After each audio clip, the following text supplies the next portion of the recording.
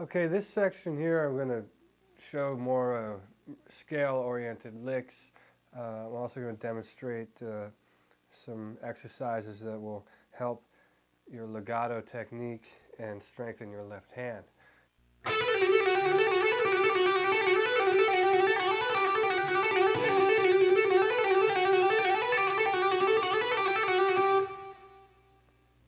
Okay, so I'm going to slow this down so you have a real clear idea of what I'm doing.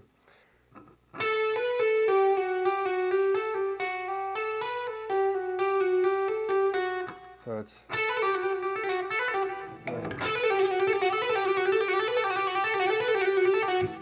so...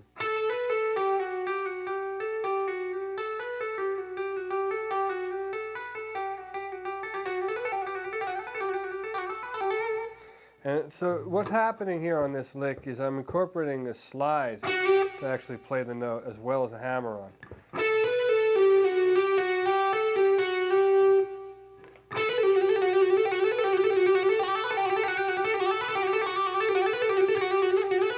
And once you get it going,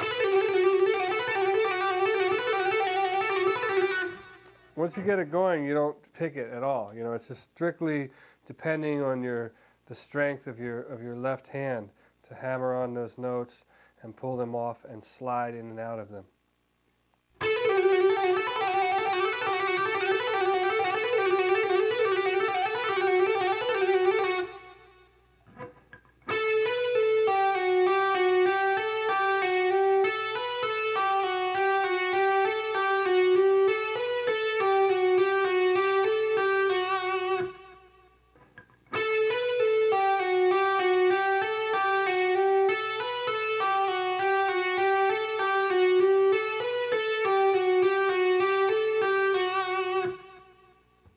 Okay, now I'm going to show you how to move that in and out of position. And we're going to stay on the same string for now, just to keep it simple. But we'll take that pattern and move up and down the neck. So, and this is also another type of an exercise.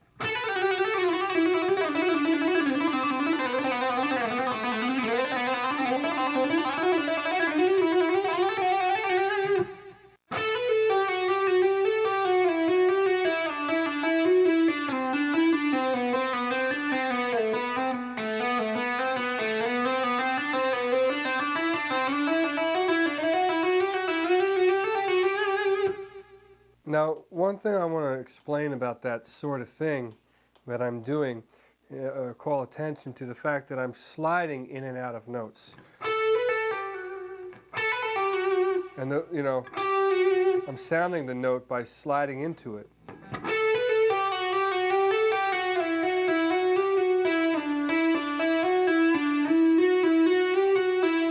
Let's see.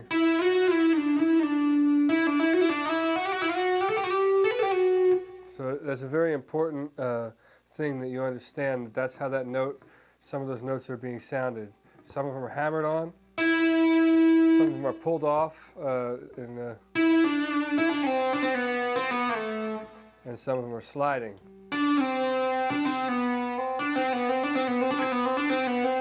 Actually, I want to show you one more exercise, even simpler than what I've showed you already. There's a little thing that you can do to sort of get used to sliding in and out of those notes, and it goes like this.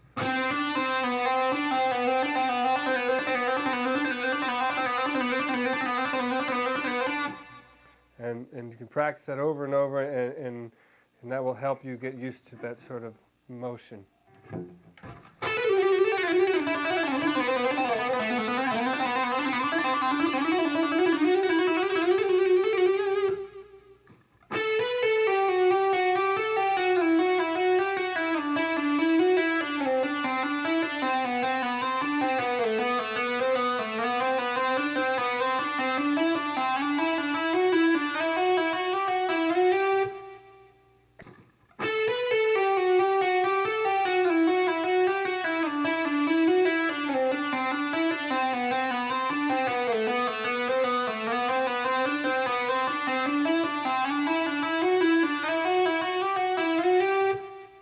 I'm going to show you is something that demonstrates how I use these legato technique and maneuver within a scale and actually get from, you know, one point to another across the neck.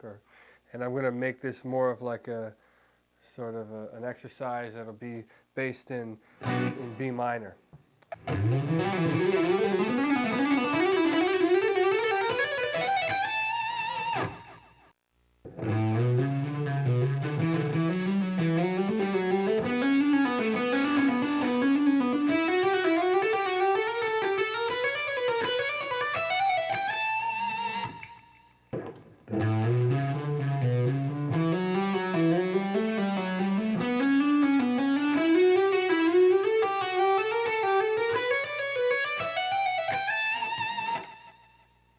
I'm going to show you basically the same lick, only in a different key. It'll be like based around A major.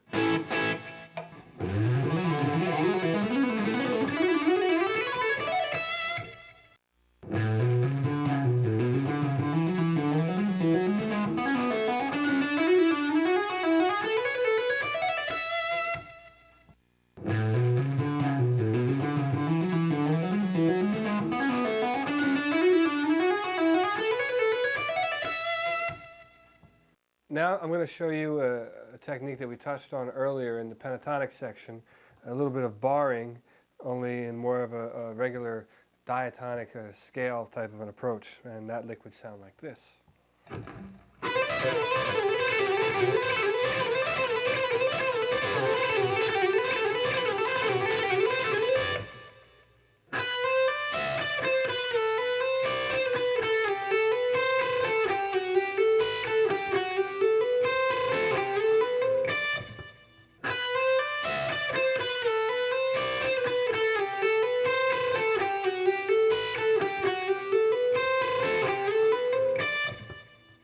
Okay, so now what I'm going to show you is a lick that incorporates all the techniques that we talked about in this section, the sliding, the hammering on, and moving across the strings.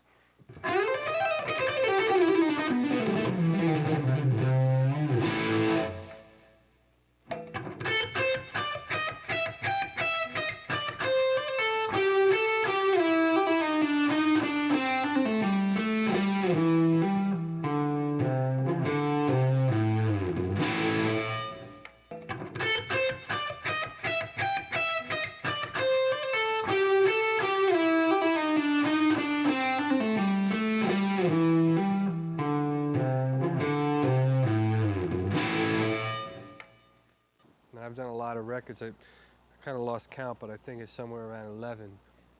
I started making solo records when I was 18, so I had a lot of time to experiment. I think that's kind of why they're all so different. In some ways that has worked for me, and in a lot of ways it has worked against me. But I think what it is a documentation of my evolution, per se, as an artist or as a musician. On my first record, it was strictly about the electric guitar in more of a heavy metal approach, but like a hyper extended heavy metal, like really complicated, difficult, not ordinary. The average guy playing guitar wouldn't be able to play a lot of that music. That was the idea behind the record that I made, the first record, and there was a couple guys like myself that were making those kinds of records back then. And the idea behind that kind of music was for it to be heavy and aggressive, but very sophisticated, so that the average person would not be able to play those songs. That was what we were trying to do. And people like me and Jason Becker or Marty Friedman, that was the objective back then. And then after you do a record like that, or one or two, then you move into other things. For me, I kind of went back to wanting to be a singer and write songs, and I tried to do that on my second record. I probably wasn't as well versed in that area because I didn't devote as much time to it. But then after a while I started getting into that sort of thing, and I was more interested in singing than I was in playing the guitar. So by the time I made my fourth record, I was more focused on my songs and my lyrics and stuff I wanted to say artistically with my song, not so much with my guitar. And then I would go back and forth, and then the next time I would make an instrumental record, it would be more on a jazz fusion level, and that's the record I made called the Intergalactic Fusion Experience, where I had Jeff Berlin come in and play bass on a few songs, who I've always been a fan of him, and Greg Bissonette, who's an amazing jazz drummer, came in and played drums for me on that record. And that was my take on a fusion style, like those bands that I used to like I said before, like a Return to Forever and Mahavishnu Orchestra. Those were my bands, back in the day that I really liked to listen to, and so I tried to pay tribute to those bands with that record. And then I went back again to the vocal thing, and I've always been into R&B and soul music, probably because of where I was, raised in the area that I'm from. And so I would try to pay homage to that music, and I did Wave of Emotion, which was a rock record, but it had a lot of R&B influence, and it was my thing. And I think it took me a while to finally come into a style that's my own as a solo artist, and I think I did that on the last record I made, which was a record called Slow. And on that record, I think I really was able to combine all those influences that I have been into, like the jazz and the hard rock and the soul music and the blues-oriented stuff. But at the heart of what I do, I like I said earlier, I consider myself musically inclined. I think, and I excel at playing the electric guitar. And I think that is at the core of everything that I do. Is that I am a guitar player. That's like my vehicle. Is the guitar.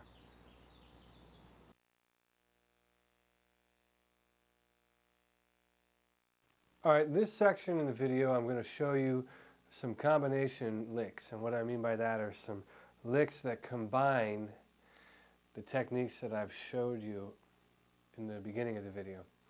So that would include some of the legato-based things and some of the arpeggio-oriented lines that I showed you. And the first one we're going to do will be based in the key of C sharp minor, very sad key. And the lick goes like this.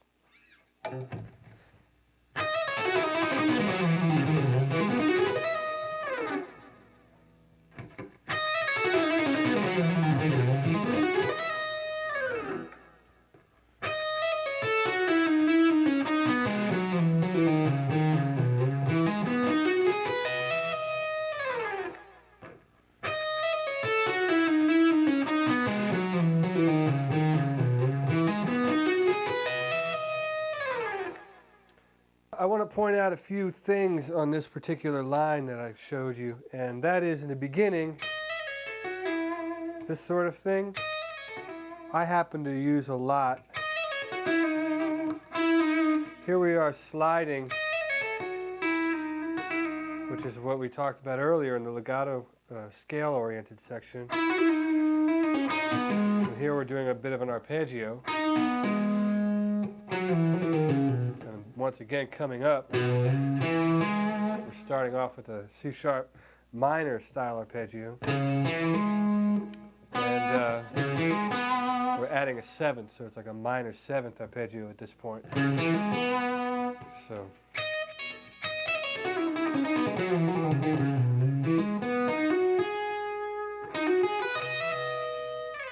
you can kind of see why that lick falls into what we're calling the combination licks.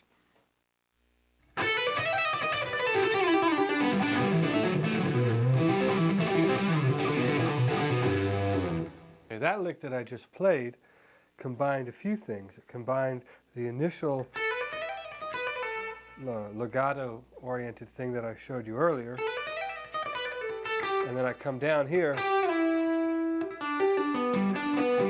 and we see that arpeggio shape that I warned you about earlier in the video.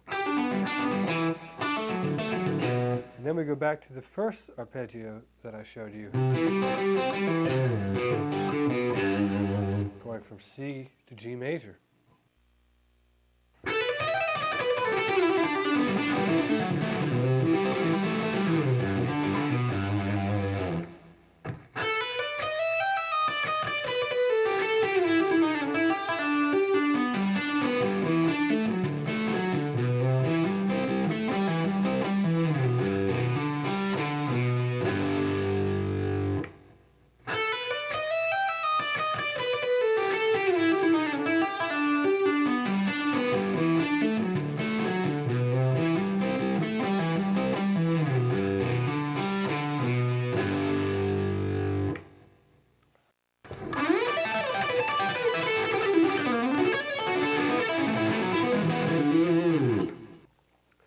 Okay, the lick that I just played involves the pentatonic barring technique.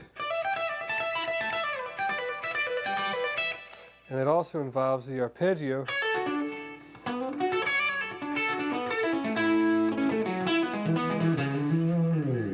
And it involves sequencing the arpeggio. So if I played it slowly,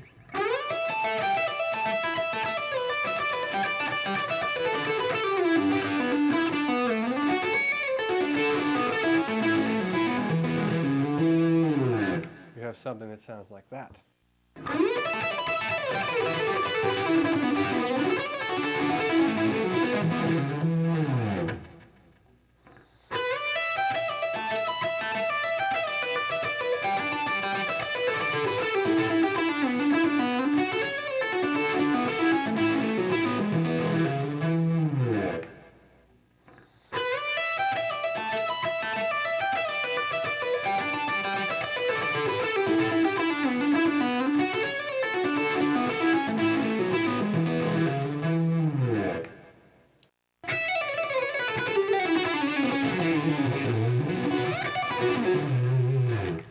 Okay, that lick that I just played started off with a legato lick,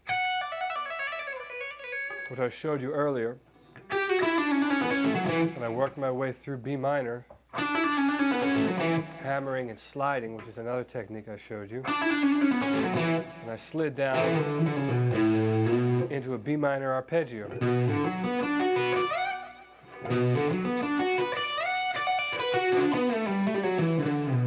And I ended it on a descending arpeggio.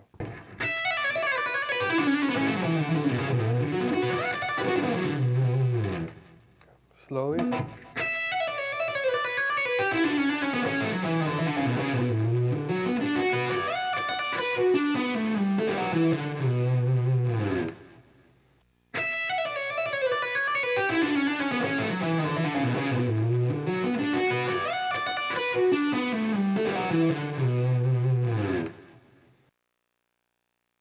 The favorite albums that I have made, definitely the new one, Slow. That's at the top of the list. I would have to say I like the top three. I only picked three. Well, Slow would be number one. And then I really like the record that I did with Greg Bissonette, the Intergalactic Fusion record. I think for guitar, for the style of guitar that I play, like that really puts it out there, you know, as far as like what I'm capable of on the guitar. And also, I think it's a tie. The third place would be with actually, no, I'm going to break the tie. I think the third record would be Motherhead's Family Reunion, only because that record, I was so into what I was doing then. You know, I really was into what I was doing, and the songs meant a lot to me, and the people I was playing with. You know, Atma Nur played drums on that record, and he is someone that's always been close to me and very influential as a musician, and so that would probably be number three.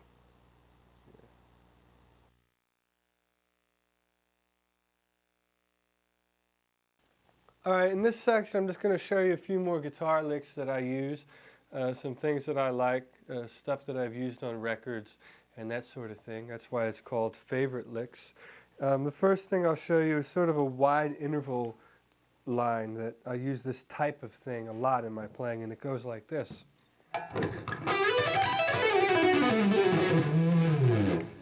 And the part of that is wide interval is, which is basically pentatonic bass, and then it goes into a more scalular type thing. But if you want to get really crazy, you can sometimes go.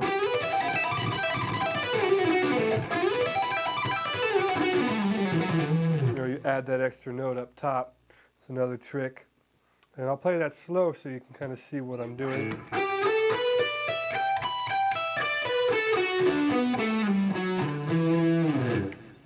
And I'll play it fast. That was fast, now slow.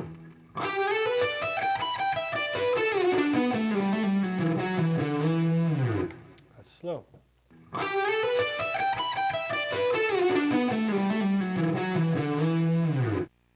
Okay, here's another favorite lead of mine, and basically what this will demonstrate is how I personally string together arpeggios.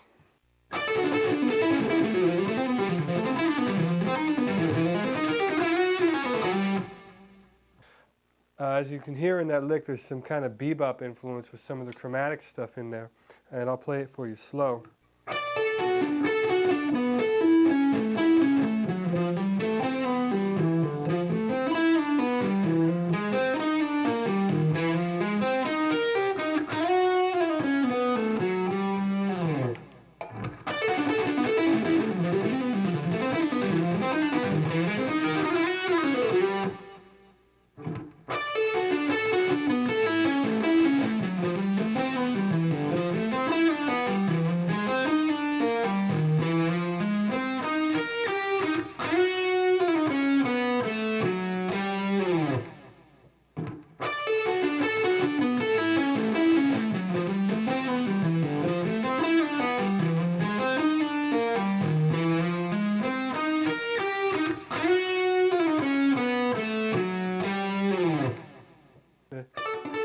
Okay, so that passage that I just played,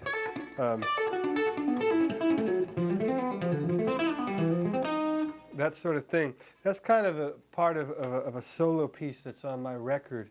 I have a record called Slow, and there's a song, it's actually not really a song, it's a guitar solo that I did, and it's called The Answer, and I'm doing sort of that sort of a thing, and that is taken from that piece of music.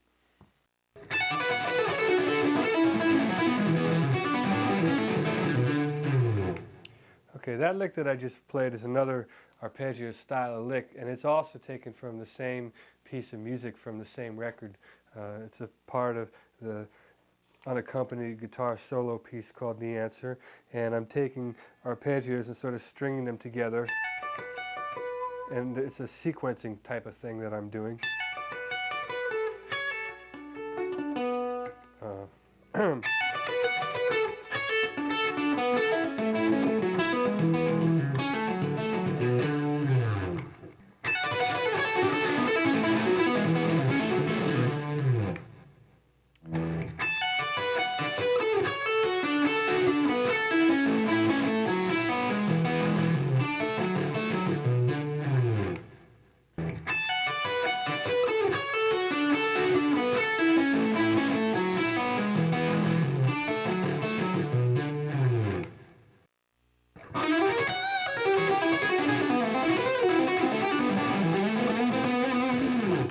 Okay, that lick is a very typical kind of thing I would do, even though it sounds kind of bizarre. It's based over a B minor chord, and I'm kind of choosing some sort of outside notes to give it a certain tonality, almost diminished sound. I do a lot of things where I bend,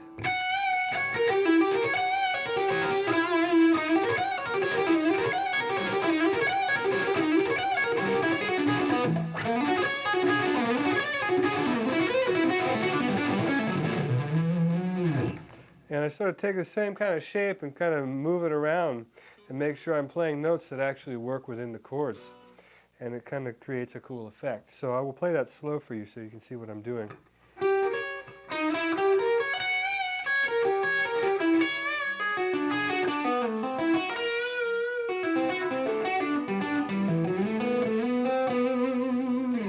There's actually one straight arpeggio in there, which would be this sort of G major thing, which has an interesting sound against the B minor. And that's the lick.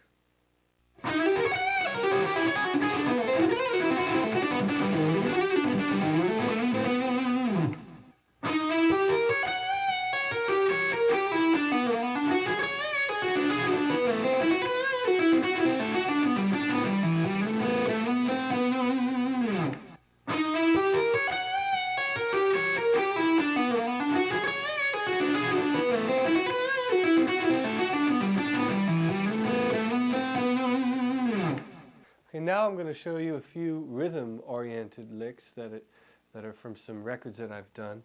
And the first one is from Motherhead's Family Reunion.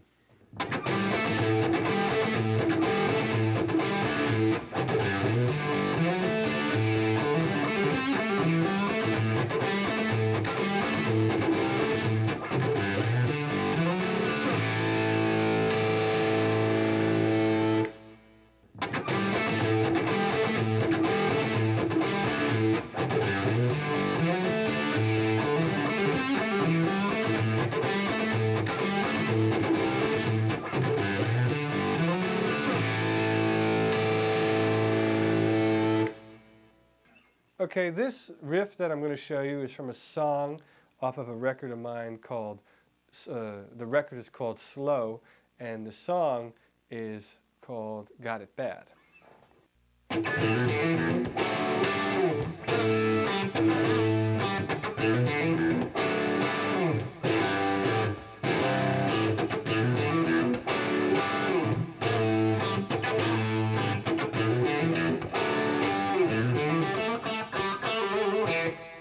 Okay, so that lick incorporates a few typical Richie Kotzen rhythm moves, and what I would call typical is this sort of thing, where I'm kind of letting this string ring open, and I'm doing that with the low string.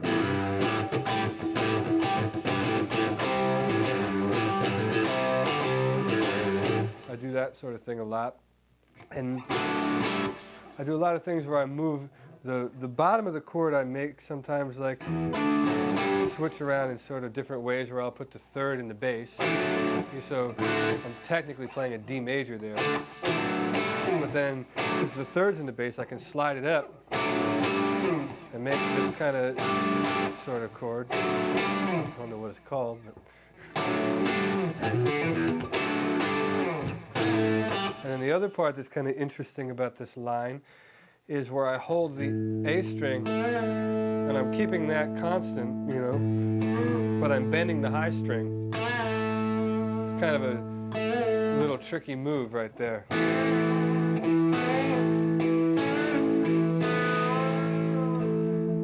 You can do all kinds of things there, like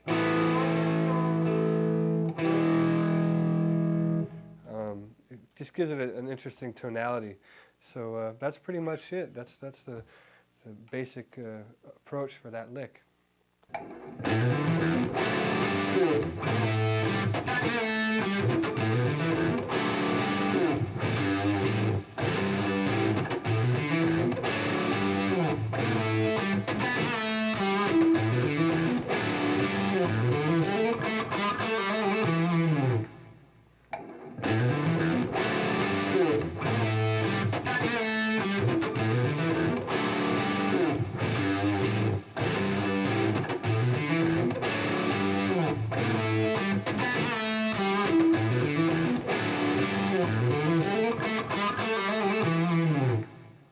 This lick is from a song on my first record called Squeeze Play, and it's based on the odd time signature, and it's also using open strings, kind of an interesting riff.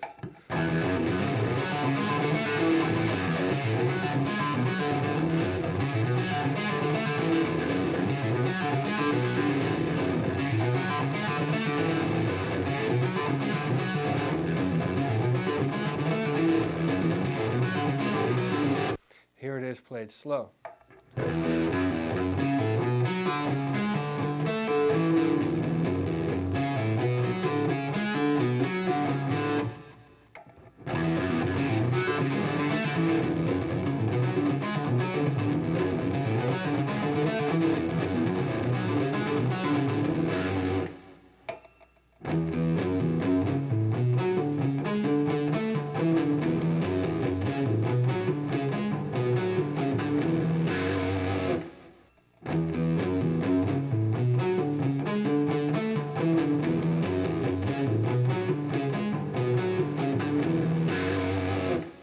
Here's one more rhythm-oriented lick that's from a song of mine called Socialite.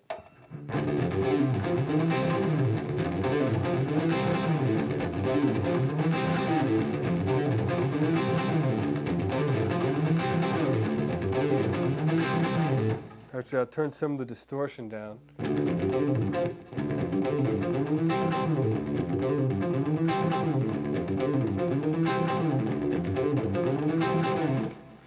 very difficult line because you have to play it on guitar and on bass. So whoever's playing bass there has to be able to keep up with the guitar lick. And what makes it interesting are some of these pull-offs that involve the open strings.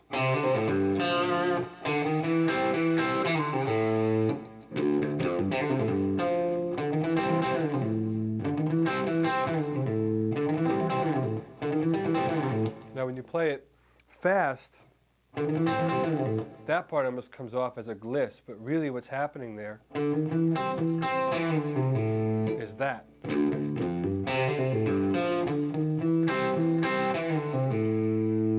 That's actually what's being played.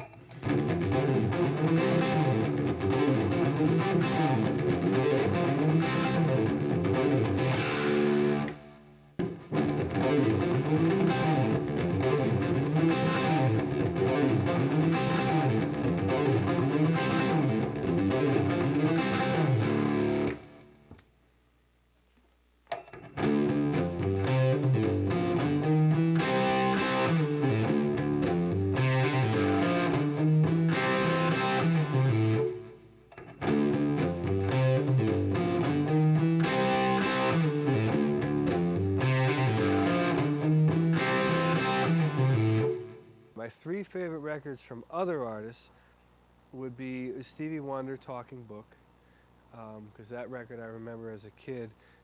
My mother had that record, so I always had it on a turntable. I got that on vinyl. So Stevie Wonder, Talking Book. Let's see, what other records did I listen to a lot? There was a Black Sabbath record that I used to play all the time, and I don't remember the name of it because it was a double album, and when you open it up there was a woman inside of it in a coffin. I think it was called We Sold Our Soul for Rock and Roll. I think that's the record, and it had the song in there, it had NIB on there. It must have been like a greatest hits. It was some kind of record. It wasn't like the record that was the original record that they had all the songs, because NIB was on there, Sweet Leaf, and they had the song called Changes. I'm going through changes. It's a really cool song on the piano. So that record I used to play all the time. And let's see, third record. Oh, I know what record I used to play a lot was an Iron Maiden record, Number of the Beast. Yeah, I used to play that record all the time. That was like in my heavy metal stage. I'm just thinking of records that I played a lot, you know, and totally different kind of records I just named, but yeah, those are the ones.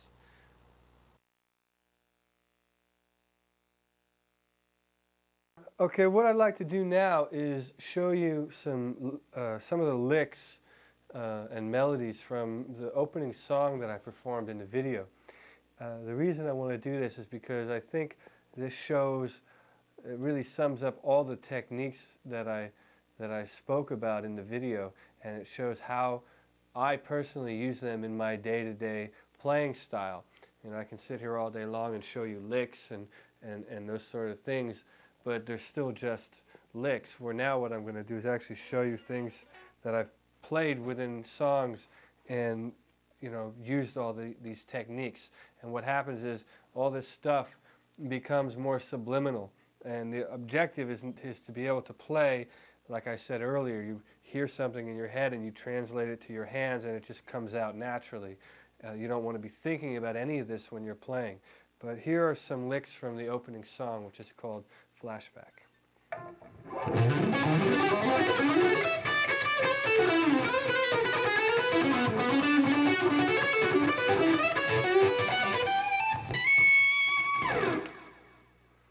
Okay, so I will play that slow for you. So basically what I'm doing here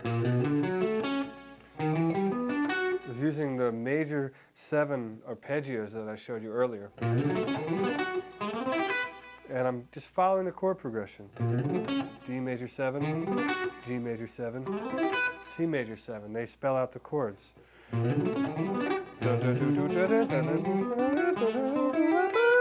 And I'm actually hearing that melody, even though it's so fast, it's kind of funny to call it a melody. But I hear that in my head and I play it on the guitar.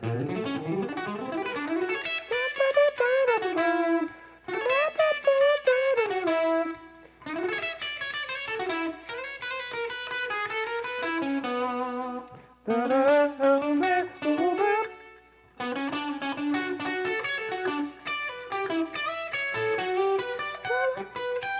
I can't sing that high, but you can see where I'm going with this.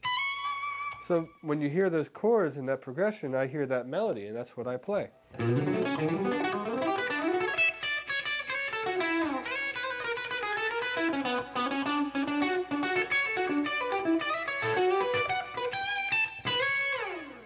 That's the whole introduction, and that came about by hearing the melody, and because I've learned all those shapes and fingerings, I instinctively, when I hear the melody, know where to put my fingers.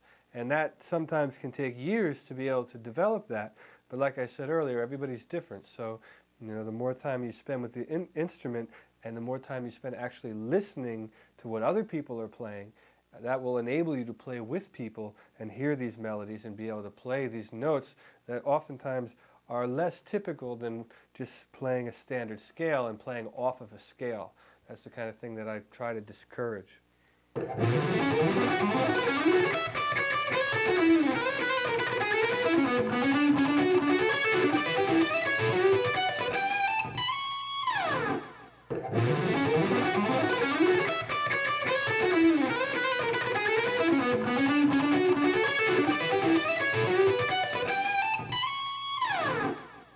Okay, here's another lick from the song.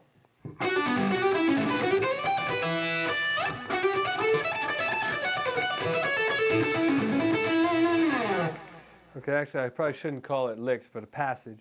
And the reason I'm showing you this one is to see how you can kind of move these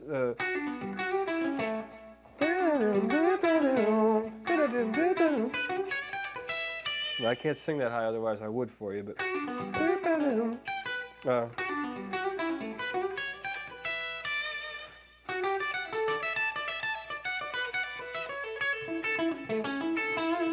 see, I'm using all those kind of arpeggio shapes and those notes that we talked about, but when you play them as melodies, they don't sound like scales.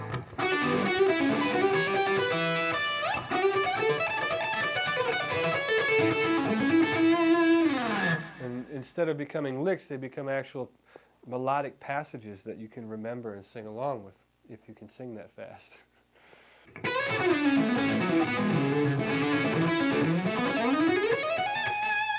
So that passage there that I just played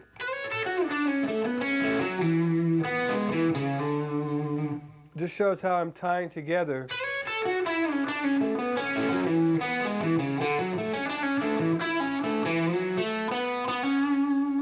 just totally tying together all these different shapes.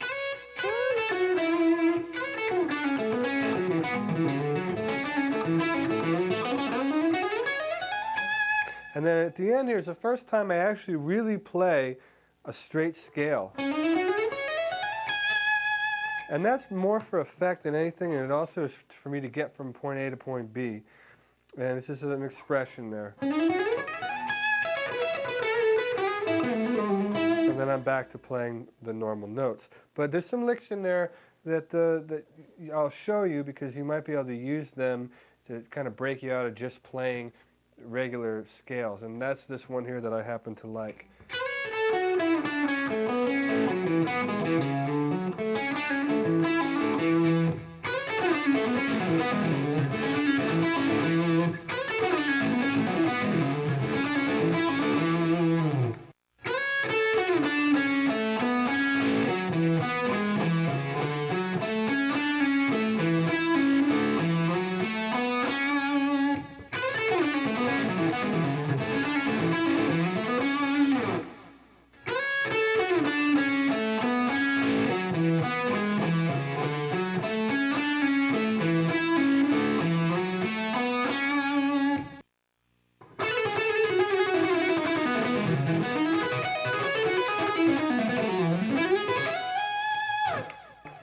Okay, that lick that I just played is sort of like what I play at the end of the solo in this song, and it's my reason for showing it to you. It does combine some of the things we talked about earlier, the more scale-oriented things into the arpeggios. And it's more, you know, when it's played as a stream of conscious, as a complete thought, you don't realize, you know, oh, I'm playing a scale, or oh, it's an arpeggio. But by showing it to you that way, you can see how they all kind of mold together and become just a playing style.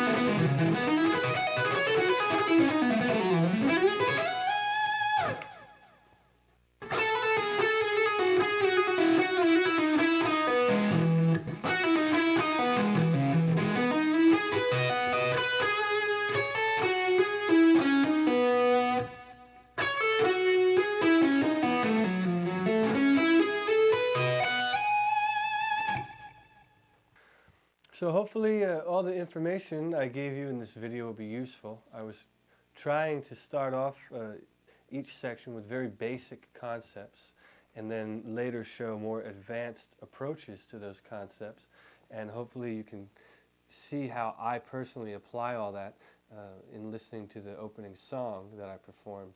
And that's it. Probably the next time you see me, I will be on stage somewhere performing live. And that's it for now. So thank you very much for buying this video and spending the time. I had a great time making it, and I hope to see you out on the road sometime soon. Thank you. All right, so everybody's got their heroes, right? And the only way to get as good as your hero is to practice, practice, practice.